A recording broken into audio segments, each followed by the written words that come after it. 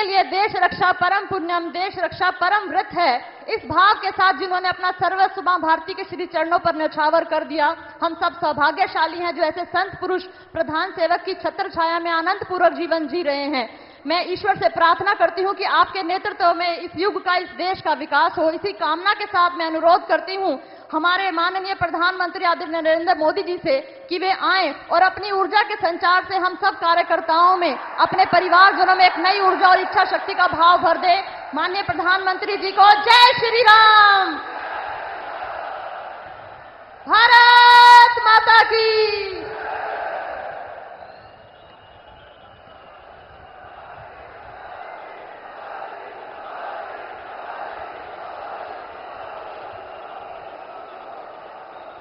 भारत माता की, भारत माता की। सबतै पहलम ते सारे बुजुर्गाना, भाई बहना और नौजवान साथियों ने राम राम।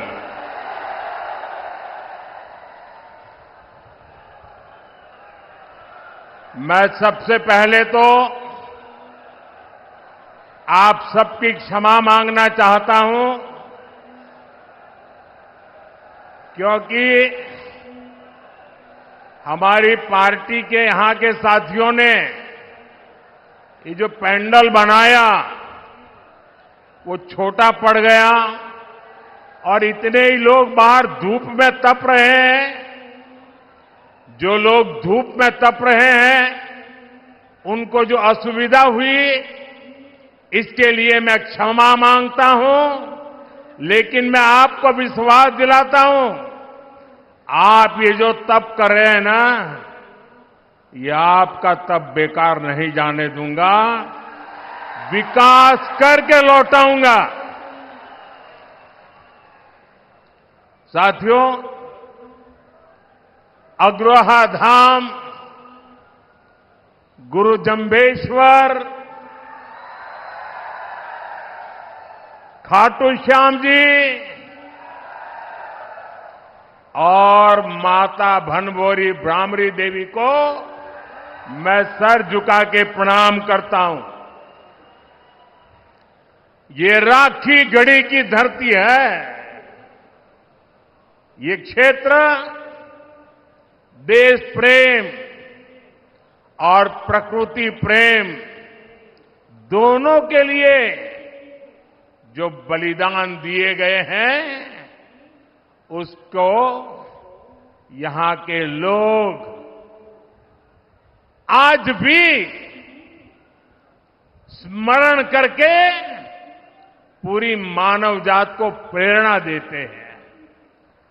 यहां अंग्रेजों की क्रूर तोपों के भी जख्म है, तो यहां पेड़ों की रक्षा के लिए बिश्नोई समाज के तप और त्याग की मिसालें भी हैं। यहां के विकास में स्वर्गीय भजनलाल जी का भी बड़ा योगदान है, आज भी लोग याद करते हैं। और ये मेरा सौभाग्य रहा कि मुझे हरियाणा में काम करते हुए भजनलाल जी के काम को देखने का मौका मिला और चौधरी बंसीलाल जी के साथ काम करने का मौका मिला। और चौधरी बंसीलाल जी मुझे हमेशा कहते थे कि भाई देख, तेरा और मेरा विशेष नाता है। मैंने कहा क्या? और फिर वो मुझे महर्षि दयानंद जी के जीवन के विषय में बड़े भावुक होकर के बातें बताते थे। महर्षि दयानंद सरस्वती जी गुजरात में पैदा हुए, लेकिन जितनी जानकारियां मुझे नहीं थी उससे ज्यादा जानकारियां महर्षि दयानंद जी के विषय में चौधरी बंसीलाल जी से मैं सुना करता था और वो कहते कहते भावुक हो जाते थे। साथियों, मेरा सौभाग्य रहा है हरियाणा ने मुझे बहुत कुछ दिया है, बहुत कुछ सिखाया है। मैं हरियाणा के विकास में योगदान देने वाली हर संतान को नमन करता हूं।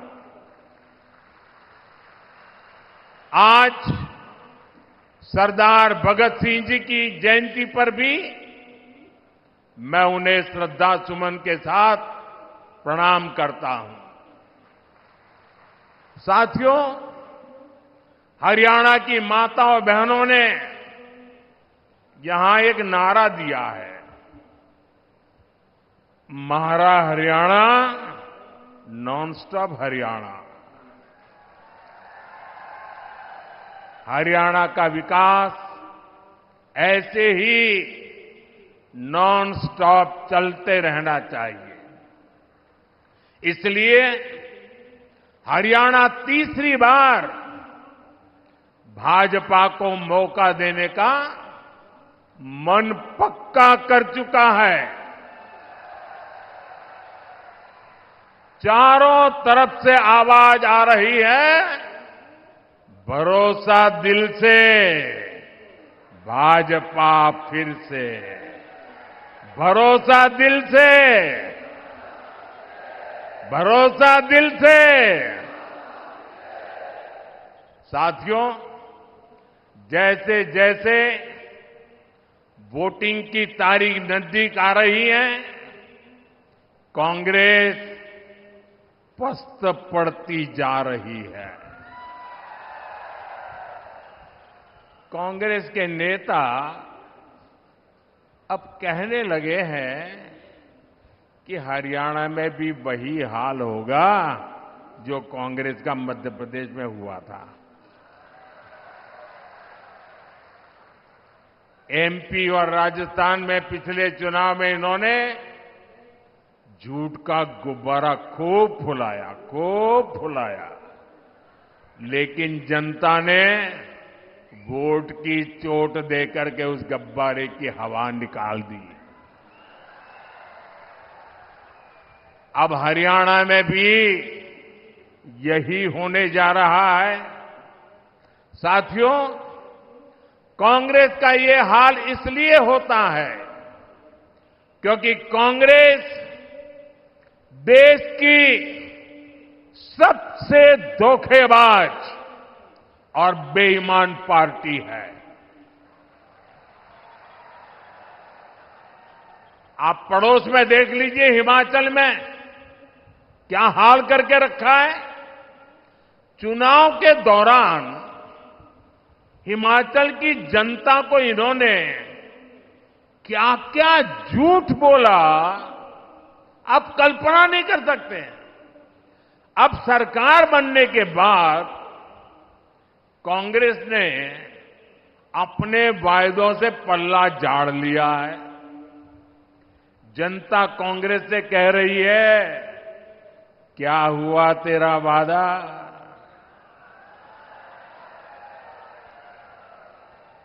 और कांग्रेस जनता से पूछ रही है, तुम कौन? दिल्ली के शाही परिवार ने झूठ बोलकर हिमाचल के लोगों को फंसा दिया। आज हिमाचल में कर्मचारियों को उनकी सैलरी और डीए देने तक इनके पास बजट नहीं है। साथियों, जहां कांग्रेस होती है वहां कभी भी स्थिरता नहीं आ सकती। जो पार्टी अपने नेताओं के बीच एकता नहीं ला सकती, वो राज्य में स्थिरता कैसे लाएगी? आप देख रहे हैं कि कैसे यहां कांग्रेस में मुख्यमंत्री बनने के लिए मारामारी मची है। बापू भी दावेदार है और बेटा भी दावेदार है, और दोनों मिलकर बाकियों को निपटा लेने लगे हैं। और ये सब देख करके हरियाणा के जागरूक नागरिक कांग्रेस को निपटाने में लग पड़े हैं। कुछ लोग ऐसे हैं जिन्होंने तन मन धन से दिल्ली के शाही परिवार की सेवा की है।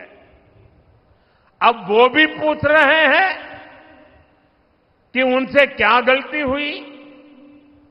यहां कांग्रेस का हर गुट, हर सीट पर एक दूसरे को पटखनी देने में ही लगा हुआ है। साथियों, इस गुटबाजी के बीच कांग्रेस में दलितों और पिछड़ों के लिए दरवाजे एकदम बंद है। कांग्रेस जानती है कि दलित उसको वोट नहीं देता, इसलिए वो पूरे दलित समाज से नफरत करती है। आप खुद देखिए, कांग्रेस के राज में गोहाना में दलितों पर अत्याचार हुआ, कांग्रेस चुप रही। कांग्रेस के राज में मिर्चपुर कांड हुआ, कांग्रेस चुप रही। कांग्रेस के राज में दलित बेटियों के साथ अत्याचार हुआ, अन्याय हुआ, कांग्रेस चुप रही। आज कांग्रेस का शाही परिवार कह रहा है कि दलितों और पिछड़ों का अमेरिका में जाकर के बोले वो दलितों पिछड़ों का आरक्षण खत्म कर देंगे। कांग्रेस ने दलितों पर जो अत्याचार किया है उसे दलित समाज कभी भी भूल नहीं सकता। इसलिए मैं हरियाणा में जहां भी गया, मैंने देखा कि कांग्रेस को कोई भी घुसने नहीं देता। साथियों, भाजपा सर्व समाज की भागीदारी सुनिश्चित कर रही है। हमारे मुख्यमंत्री सैनी जी सबको साथ लेकर आगे बढ़ रहे हैं। अब देखिए, हमारी सरकार ने हरियाणा के मुख्यमंत्री निवास का नाम कबीर कुटीर रखा है। यहां हिसार में ही दलित परिवारों में भी जो वंचित है उनके बच्चों के लिए बने कबीर छात्रावास का फंड भी भाजपा ने बढ़ाया। भाजपा सरकार वंचितों को सिर्फ सहारा देती है, इतना नहीं, बल्कि उनके सपनों को उड़ान भी देती है। साथियों, जिनका कोई नहीं, जिनको कोई नहीं पूछता, मोदी उनको पूजता है।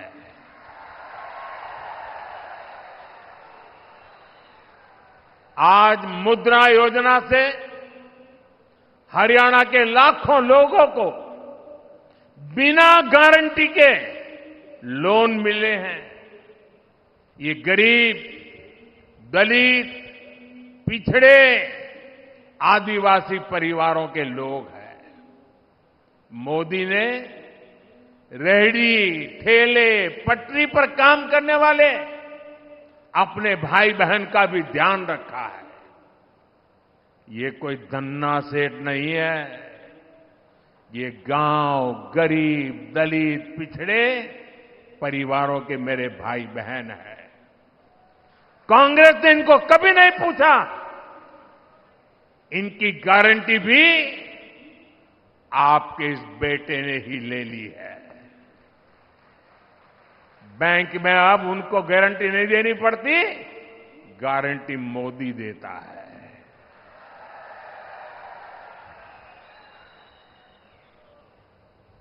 इनको भी पीएम स्वनिधि योजना से हजारों रुपए की मदद बिना गारंटी के बैंक से मिली है। साथियों, कांग्रेस इतना बड़ा स्वार्थी दल है कि उसे वोट के अलावा कुछ नहीं दिखता। कांग्रेस ने किसानों को भी हमेशा वोट बैंक के रूप में ही देखा है। कांग्रेस ने हमेशा किसानों को पानी के लिए तरसाया है, जबकि भाजपा उनकी समस्याओं का समाधान कर रही है। मैं हिसार, सिरसा, भिवानी, फतेहाबाद के किसानों की समस्याओं को समझता हूं। हिसार के कुछ हिस्सों में जो सेम की समस्या आ रही है, उसकी जानकारी भी सरकार को है। इसका समाधान करने के लिए भी सरकार बनने के बाद प्रयास तेज किए जाएंगे। साथियों, कांग्रेस यहां किसानों के लिए बड़ी बड़ी बातें करती है, लेकिन आपको भूलना नहीं है, हुड्डा जी सरकार तो 2 रुपये के मुआवजे वाली सरकार थी। हर किसान को याद है, ये 2 रुपया मुआवजे वाली सरकार। फर्क देखिए दोस्तों, ये भाजपा सरकार है जो बिना मांगे देश के 10 करोड़ से ज्यादा किसानों को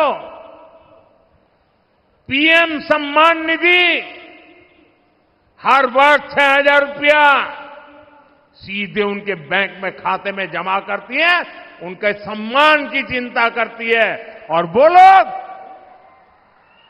2 रुपये का मुआवजा, क्या हमारे हरियाणा के किसानों का अपमान करते समय आपको शर्म नहीं आई? ये सम्मानित किया जाता था। इसलिए मैं आज आप लोगों को हाथ जोड़ करके काम दे रहा हूं, और मुझे विश्वास है आप इस काम को करने में कभी पीछे नहीं हटेंगे। जब भी कांग्रेस के लोग आपसे किसानों की बात करें, आप उनसे एक बात पूछोगे? जरा जोर से बोलिए ना, पूछोगे? जरा उनको पूछना कि आप जो हरियाणा में बड़ी बड़ी बातें करते हो, बड़ी बड़ी घोषणाएं कर देते हो, तारे तोड़ करके लाने की बातें कर रहे हो। अरे भाई, तुम्हारी कर्नाटका में सरकार है, तेलंगाना में सरकार है, हिमाचल में सरकार है, कुछ तो लागू करके दिखाओ। जरा इसको इतना पूछ लीजिए। ये यहां बातें करते हैं और वहां लागू नहीं करते हैं। कर्नाटका में इनकी सरकार है, वहां कांग्रेस सरकार बनने के बाद सैकड़ों किसान आत्महत्या कर चुके हैं।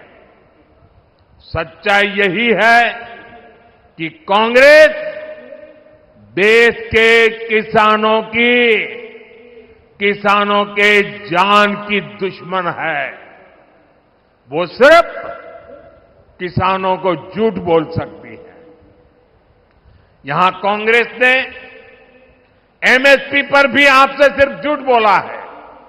सच्चाई यह है कि यहां भाजपा की सरकार 24 फसलों को एमएसपी पर खरीद रही है, जबकि कांग्रेस शासित राज्यों में इक्का दुक्का फसलें ही एमएसपी पर खरीदी जाती है।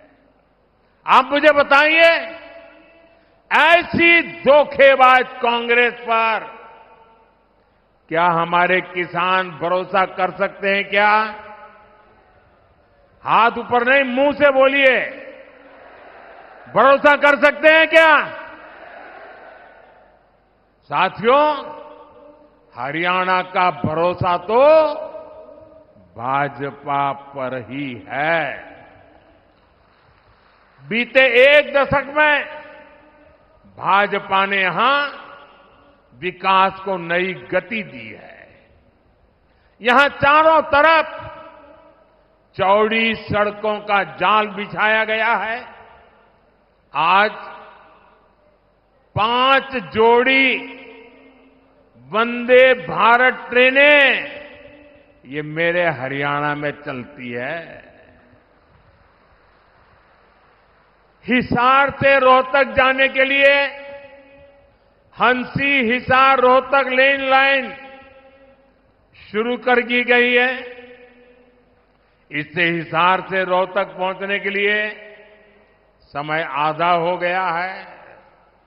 साथियों, ये क्षेत्र अब एक बड़ा व्यापारिक केंद्र बनने की तरफ कदम बढ़ा चुका है।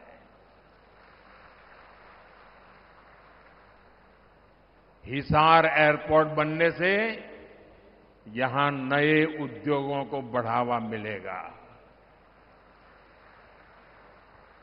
और आज मुझे बता रहे हैं कि इतना बड़ा जहाज पहली बार यहां उतरा है और मुझे आने का सौभाग्य मिला है।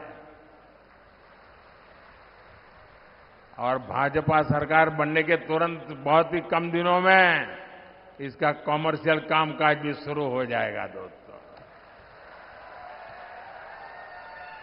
और इसका फायदा व्यापार उद्योग के साथ साथ यहां के किसानों को भी होने वाला है। अब किसानों की उपज आसानी से कम समय में विदेश निर्यात कर पाना संभव हो पाएगा। और आज हिंदुस्तान के किसानों के द्वारा पैदावार की गई चीजें दुनिया के बाजार में गर्व से बिक रही है। इससे व्यापारियों को, दुकानदारों को, किसानों को, हर किसी को फायदा होने वाला है। हमारा प्रयास यही है कि यहां नए उद्योग लगे। हम चाहते हैं यहां दुनिया भर से निवेशक आए ताकि युवाओं को ज्यादा से ज्यादा रोजगार मिले। साथियों, कांग्रेस ने यहां के युवाओं पर भी दोहरा वार किया है। एक तो कांग्रेस के समय में बिना खर्ची पर्ची के सरकारी नौकरी नहीं मिलती थी। दूसरा, घूस देने के लिए गरीब को खेत तक बेचने पड़ते थे। भाजपा ने बिना खर्ची पर्ची नौकरियां दी। और यही बात कांग्रेस को अखर गई है। इसलिए कांग्रेस की भर्ती रोको गैंग ने युवाओं को नौकरियां देने पर ब्रेक लगवा दिया। कांग्रेस की भर्ती रोको गैंग को इस चुनाव में मेरे सभी नौजवान उनको जरा सबक सिखाइए ताकि आपके भविष्य को ताला लगाने का पाप न करे। साथियों, कांग्रेस सिर्फ लूट खसूट ही नहीं करती बल्कि निर्लज्जता से उसका बचाव भी करती है। कांग्रेस के राज में कैसे दलालों और दामाद का ही बोलबाला था, ये मैंने हरियाणा की जनता के सामने रखा। अगर किसी को पछतावा होता, किसी को अगर 2 आंख की भी शर्म होती, तो वो हरियाणा की जनता से माफी मांगता। लेकिन कांग्रेस के लोगों ने आपसे माफी नहीं मांगी, बल्कि बड़ी बेशर्मी से दलालों और दामाद का बचाव कर रहे हैं। कांग्रेस के इस रवैये से नाराज होकर अब हरियाणा की जनता कांग्रेस के विरुद्ध खड़ी हो गई है। अब जनता खुद इनका कच्चा चिट्ठा बाहर निकाल रही है। आप भी देख रहे हैं कैसे हर रोज इनके समय के घोटालों के नए नए कागज सामने निकल करके आ रहे हैं। साथियों, हरियाणा के लोग हर गांव, हर गांव सह सकते हैं, लेकिन हरियाणा के लोग देश के विरुद्ध कोई बात सह नहीं सकते। हरियाणा के लोग कट्टर देशभक्त हैं। देश की बात आती है तो हरियाणा वाले सब कुछ भुलाकर एकजुट खड़े हो जाते हैं। इसलिए कांग्रेस का असली चेहरा भी आपको याद रखना है। आज की कांग्रेस अर्बन नक्सलियों के चंगुल में है। मैं कोई ढकी छुपी बात नहीं कर रहा। कांग्रेस के नेता विदेश जाते हैं तो किससे मिलते हैं?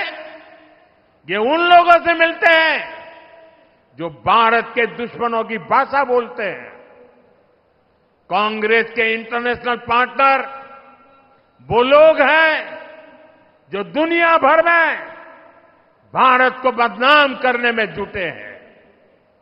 विदेश में जाकर कांग्रेस के नेता वही भाषा बोलते हैं जो भारत का बुरा चाहने वालों को पसंद आती है। आप भी सोचिए, आखिर क्यों पाकिस्तान कांग्रेस का समर्थन करता है? कांग्रेस की नीतियों को पाकिस्तान को पसंद आती है। साथियों, हरियाणा के लोगों को कांग्रेस के वादों इरादों से बहुत सावधान रहना है। कांग्रेस ने कहा है कि वो जम्मू कश्मीर में फिर से 370 वापस लाना चाहती है। कांग्रेस फिर से पत्थरबाजी और बम बंदूक को हवा देना चाहती है। जिन पत्थरबाजों ने हरियाणा के बेटे, फौजी बेटे जो वहां ड्यूटी कर रहे थे, वहां के पत्थरबाजों ने उनको लहूलुहान कर दिया। अब कांग्रेस ऐसे लोगों को रिहा कराना चाहती है। अब बताइए, ये अर्बन नक्सली कांग्रेस किसके साथ है? ऐसी कांग्रेस को हरियाणा का किसान, हरियाणा का नौजवान और हरियाणा की माताएं बहनें क्यों पसंद करेगी, क्यों वोट देंगी? साथियों, आज 28 सितंबर है। मैं आपको याद कराता हूं, 28 सितंबर की रात को ही हमने सर्जिकल स्ट्राइक की हुई थी। भारत ने आतंक के आकाओं को बता दिया था कि भारत अब घर में घुसकर मारता है। और कांग्रेस ने क्या किया था? कांग्रेस ने हमारी सेना से सर्जिकल स्ट्राइक के सबूत मांगे थे। यही कांग्रेस है जिसने हमारे सेनाध्यक्ष तक को गली का गुंडा कहा था। कांग्रेस ने हमारी सेना के बजाय दुश्मनों के झूठ पर विश्वास किया। क्या देशभक्त हरियाणा के लोग ऐसी कांग्रेस को बर्दाश्त करेंगे? साथियों, यही कांग्रेस है जिसने दशकों तक हमारे फौजी परिवारों को 1 रैंक 1 पेंशन नहीं दी। कांग्रेस सिर्फ 500 करोड़ रुपए दिखाकर झूठ बोलती थी कि 1 रैंक 1 पेंशन लागू करेगी। मैंने हरियाणा के रेवाड़ी से अपने सभी फौजी परिवारों को गारंटी दी थी कि प्रधानमंत्री बनते ही ओआरओपी लागू करूंगा। हमारी सरकार OROP one rank one pension के 1,20,000 करोड़ रुपए से ज्यादा पूर्व फौजियों को दे चुकी है। यहां हरियाणा के 1.5 लाख पूर्व सैनिकों को भी 10,000 करोड़ रुपए से ज्यादा पैसे उनके खाते में जमा हो चुके हैं। One rank one pension OROP उदाहरण है कि कांग्रेस कभी फौजियों का भला नहीं सोच सकती। साथियों, भारत में आज अगर सबसे बड़ा सांप्रदायिक दल कोई है तो वो सांप्रदायिक दल भी कांग्रेस पार्टी है।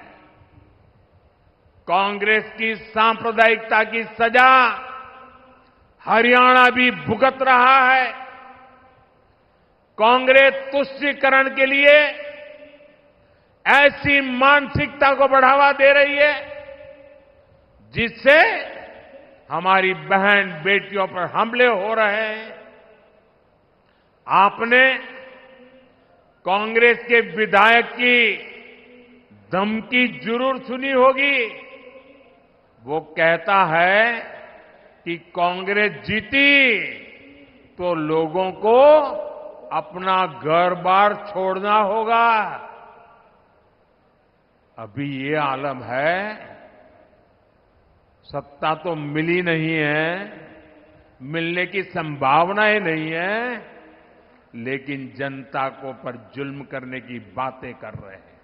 अगर ऐसे लोगों को सत्ता मिल गई तो क्या होगा, ये सोच करके भी रोंगटे खड़े हो जाते हैं।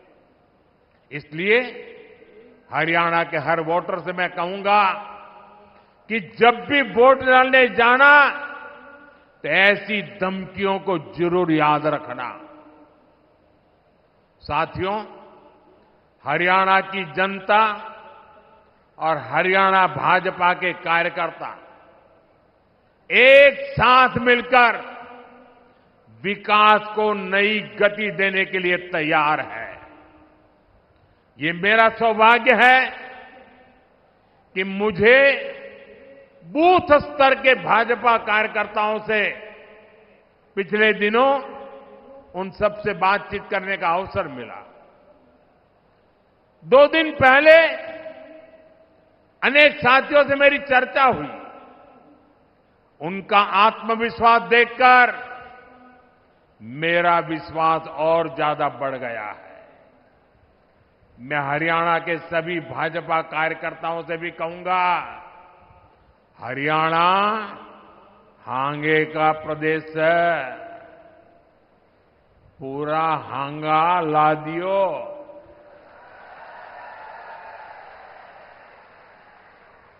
हमें दिन रात जुटना है। बूथ तक के सारे साथी लाने पड़ेंगे। इनके सारी कसर काट दियोगे। साथियों, चुनाव लोकतंत्र का इतना बड़ा उत्सव है, इसमें सभी कार्यकर्ताओं का साथ आना जरूरी है। सभी ने मना के साथ ला लियो, तीसरी बार फिर सरकार बनानी है। और मैं अभी जब नीचे सबसे मिल रहा था तो सब पुरानी पुरानी बातें याद करा रहे थे।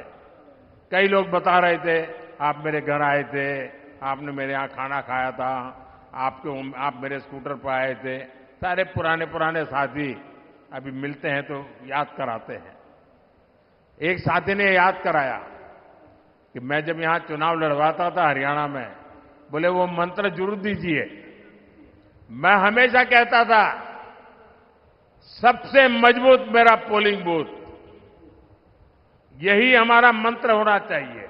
और मैं आज हिसार में सार्वजनिक रूप से कहता हूं,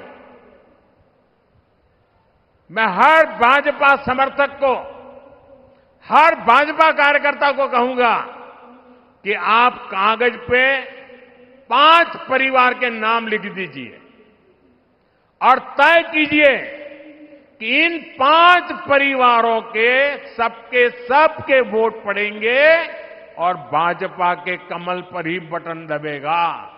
अगर एक एक कार्यकर्ता 5 परिवार की चिंता कर ले आने वाले 5 दिन 6 दिन, मैं पक्का मानता हूं हरियाणा में पुराने सारे रिकॉर्ड टूट जाएंगे।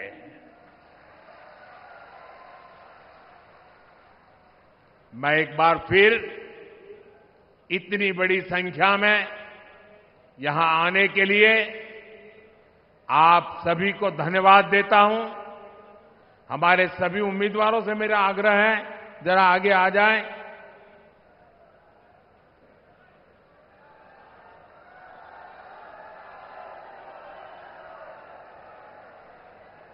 आप सबके आशीर्वाद उनको मिले, ये प्रार्थना करने के लिए मैं आया हूं। मेरे साथ बोलिए भारत माता की, भारत माता की, भारत माता की। बहुत बहुत धन्यवाद।